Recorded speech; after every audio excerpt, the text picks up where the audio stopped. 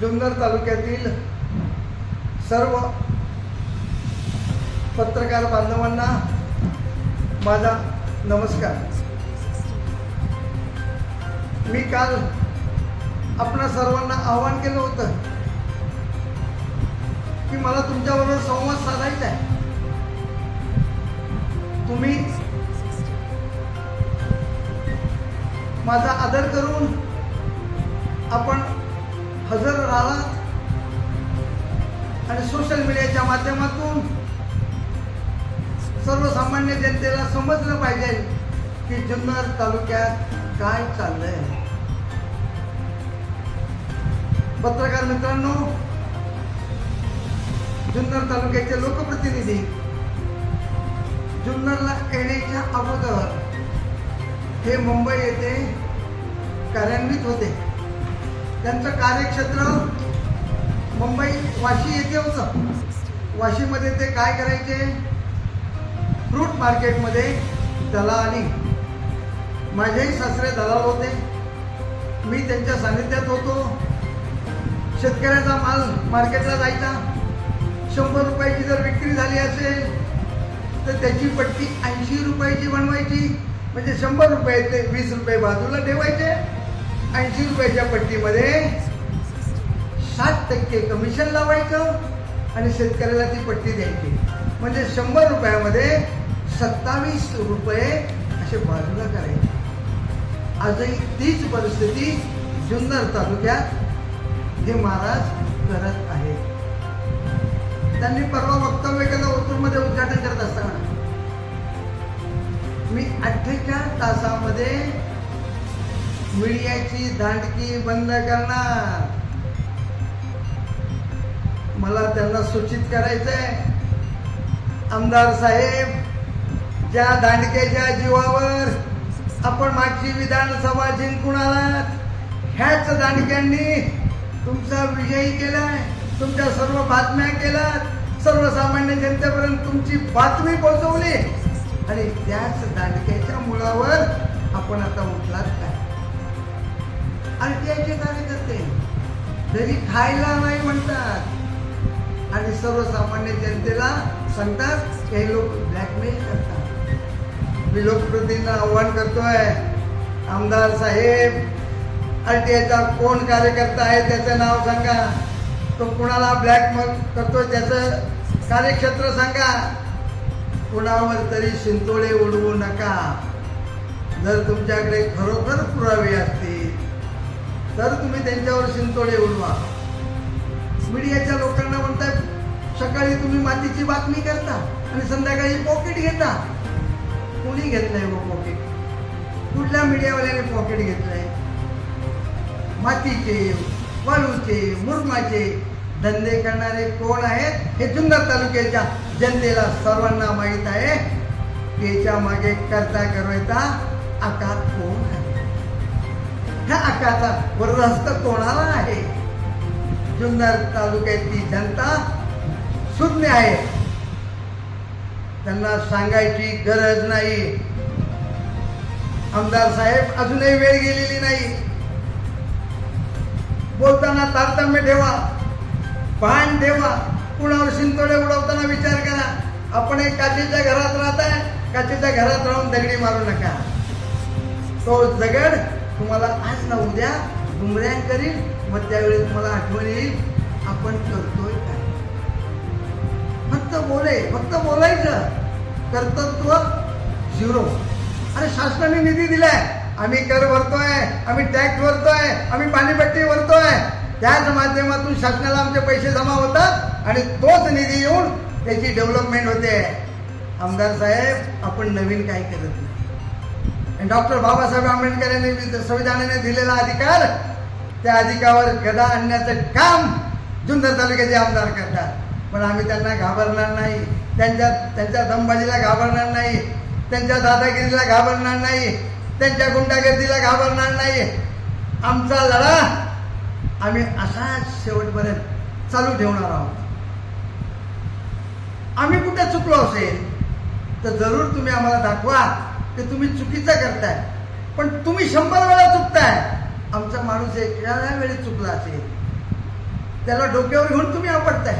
मग तुम्ही 100 चुका करता, तेवढी काही नाही. वाणी साहेब, शिवजयंती झाली, माहितीच्या अधिकारात मी माहिती प्राप्त केली. या माहितीमध्ये 5 कोटी रुपये खर्च झाले. शिवजयंतीला जुन्नर तालुक्यात 5 कोटी रुपये खर्च झाले. शासनाने ते पैसे अजून अदा केलेले नाही, पण खर्च दाखवला. त्यांनी एजन्स्या नेमल्या 27. या 27 एजन्सींना ते काम दिलं. मग प्रत्यक्षात 5 लाख रुपये खर्च झालेत का? 5 लाख रुपयाचं त्यांनी संपूर्ण कार्यक्रम केला का? 5 कोटी रुपयांचे निधीचा वापर योग्य झाला का? झाला नाही. त्यांनी सांगावं मीडिया समोर, तुम्ही 5 कोटी रुपये खर्च केले, कुठे खर्च केले, कसे खर्च केले? शासनाची चाललेली लयलूट. माझ्याकडे एक नवीन विषय आला वाणी साहेब, जुन्नरच्या स्टँडचा. कोल्हे साहेब, पाडेकर साहेब, 75 कोटीचं जुन्नरचं होणारं एसटी स्टँड, त्याची होणारी डेव्हलपमेंट, हे महाराज स्वतःच्याच माणसाला देण्याच्या याच्यात आहे. म्हणजे ते स्वतःच त्याला पार्टनर होणार आहे आणि ते सगळं कमर्शियल होणार आहे. स्टँड आतमध्ये राहणार आहेत आणि करोडो रुपयाचा झोन होणार. याला जबाबदार कोण? तर जुन्नर तालुक्याची जनता राहणार आहे. कुणी आवाज उठवला पाहिजे, त्यांच्या विरोधात बोलला पाहिजे. जर त्यांनी गळचिपी केली आणि आपला आवाज दाबला आणि आपण जर शांत राहिलो तर आपल्याला असंच शांत बसावं लागेल. आणि हे करोडो रुपये कमवून 29च्या इलेक्शनला मतामागे 5,000 10,000 रुपये वाटून परत जुन्नर तालुक्याचे लोकप्रतिनिधी होणार आणि आपण त्यांच्याकडे बघत बसणार. विषय क्रमांक 2, आशांनी शिवसेनेत प्रवेश केला, म्हणतात नाही केला. अरे शिवरायांचा मावळा शिलेदार म्हणता, मग त्यांची शपथ घ्या. प्रवेश केला की नाही केला सांगा. पक्षांतर बंदी असताना विधान अध्यक्षांकडे कोर्टात केस चालू आहे. जर पक्ष प्रवेश केलाय तर तुमची आमदारकी जाणार. मग का घाबरताय? टक्केवारीबद्दल जर बोलायला गेलं तर मी पहिल्यांदाच तुम्हाला उदाहरण दिलंय. मार्केटच्या दलालाचं 30% आज जुन्नर तालुक्यात चाललेली आहे. एक छोटस उदाहरण देतोय. जिल्हा परिषदच्या माध्यमातून, शासनाच्या माध्यमातून स्मार्ट स्कूल जिल्हा परिषदच्या शाळा आहेत. टोटल शाळा 15 ते 20 कोटीचं प्रोव्हिजन आहे. कामही चालू झाली. माझ्या ओतूरच्या 2 शाळांची कामं झाली, निकृष्ट दर्जाची कामं झाली. मी पाहणी केली. 1-1 कोटीचं काम काढलंय. ठेकेदार एकच. म्हणजे त्यांना टक्केवारी घ्यायला वाणी साहेब सोपं जातं. कोल्हे साहेब, पत्रे जुने, काम खाली केले नवीन, पण वर पत्रे जुने, नवीन पत्रे टाकले नाही. त्याची मी बातमी करणार आहे आपल्याच माध्यमातून. परवा ते काल ते म्हणाले मी स्ट्रोक देणारा आमदार. स्ट्रोकची व्याख्या तुम्हाला मराठीत माहित असेल, दणका. मग जुन्नर तालुक्यात सर्वांना माहिती आहे यांनी दणके कोणाकोणाला दिले. त्यावर मला काही बोलायचं नाही. ते बांबूवाले म्हणजे मीडियालाही बोललेत, दांडूवाले बोललेत. मग दांडूवाल्याला बोलताना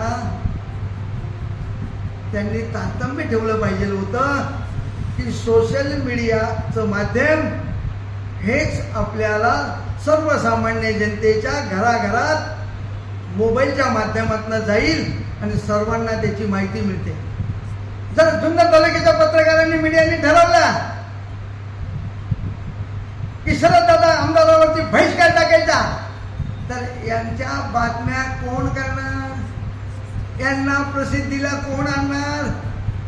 करता करवायचा जुन्नर तालुक्याचे आपण आहात. मीडिया आहे आणि मीडियाला तुम्ही म्हणता हप्तेखोर. 48 तासात तुमचं दांडकं बंद करणार, हा हिंमत तर करून दाखवा. वाणी साहेब, आज जुन्नर तालुक्यात चाललेले बेकायदेशीर माती मुरुम उत्खनन, रॉयल्टी न भरता वडलच्या धरणातून बेसुमार माती काढली.